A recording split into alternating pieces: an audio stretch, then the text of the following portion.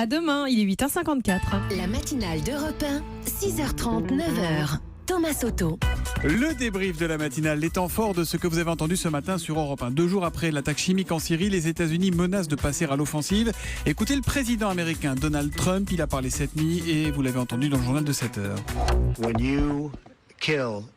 Quand vous tuez des enfants innocents, des bébés innocents, des bébés, des petits bébés, cette attaque hier sur des enfants a eu un énorme impact sur moi. J'ai regardé cette chose horrible et mon attitude envers la Syrie et Assad a beaucoup changé.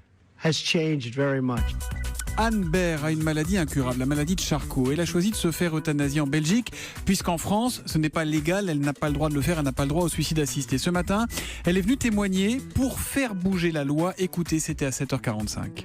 Moi, je sais que je suis condamnée par ma maladie, mais en plus, je dois chercher une porte de sortie hors du pays, hors de mon pays, parce que je ne peux pas le faire en France. Et vraiment, c'est une horreur de devoir faire ça. C'est une horreur ajoutée à l'horreur de la maladie. Et si je pouvais, ne serait-ce que faire un tout petit quelque chose pour que ça ne se reproduise plus à l'avenir, que les gens puissent finir leur vie tranquillement, le plus sereinement possible, entourés des leurs dans leur pays. Voilà, ce témoignage d'Anne Baird vous a beaucoup touché, vous a beaucoup fait réagir, notamment sur Twitter. Ainsi, parmi les réactions, Myriam qui nous écrit d'Alger sur Twitter, très impressionnée par le courage et la ténacité de cette dame. Je lui souhaite bon courage pour son combat. Ou encore Carole, quel courage Anne Baird, quelle ténacité. Oui, vous avez le droit de partir dans la dignité. Bravo pour votre combat, madame. Interview à retrouver en intégralité sur europe1.fr. Pas de chemise, pas de cravate. Fallait-il être choqué par la tenue de Philippe Poutou mardi soir lors du débat entre les 11 candidats sur BFM TV et sur CNews? Écoutez ce qu'en dit Danny Cohn-Bendit. L'humeur de Danny, c'était juste avant 8h. Qu'il se calme, ces chroniqueurs de BFM et d'ailleurs qui accusent mon Poutou d'irrespect.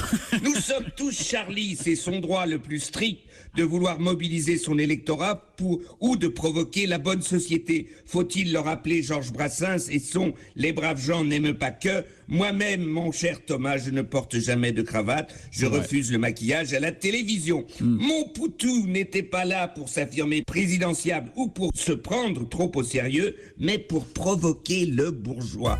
Voilà, le Poutou de Danny Cohn-Bendit qui est décidément incontrôlable et insaisissable. Qu'attendent les enfants du futur président de la République? Figurez-vous que l'environnement les préoccupe beaucoup, les questions d'écologie, de préservation de la planète. Écoutez Oscar, c'est un petit Marseillais de 11 ans. Il était au micro de Nathalie Chevance tout à l'heure à 7h15 dans Parole de Français.